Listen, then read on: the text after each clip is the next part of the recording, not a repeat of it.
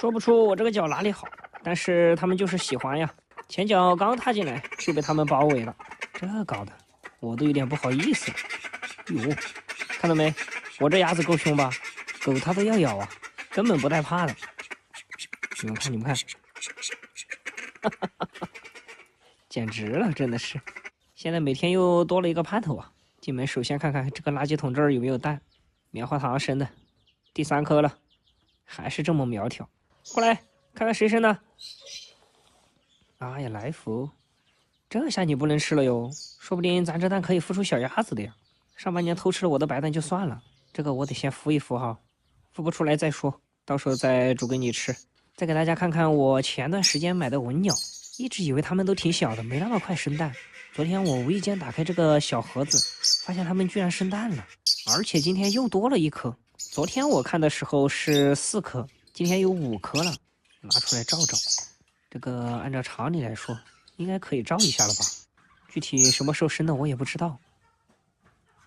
呀，这好亮，4、5颗至少得生4、5天吧，应该是可以照了。这个也没有，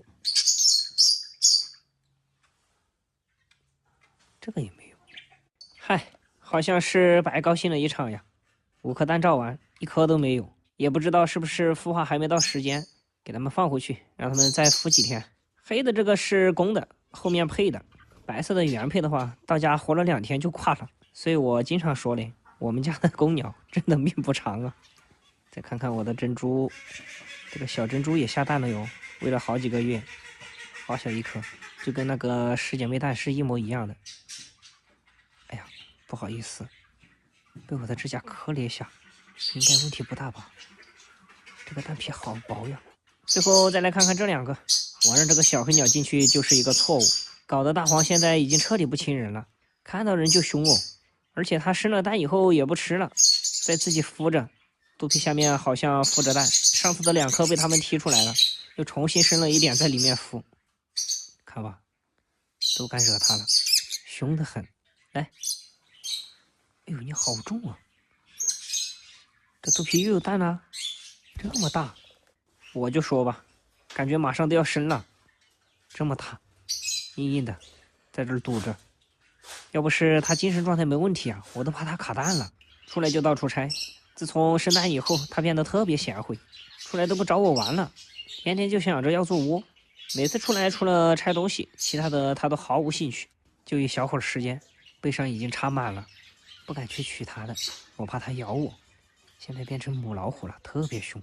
这里还有一个更凶的，我说看看他们到底孵了几颗蛋在里面，他不给我看，就手机挨到笼子他都要咬手机啊，暴躁的不得了。呀，这他还在磨嘴。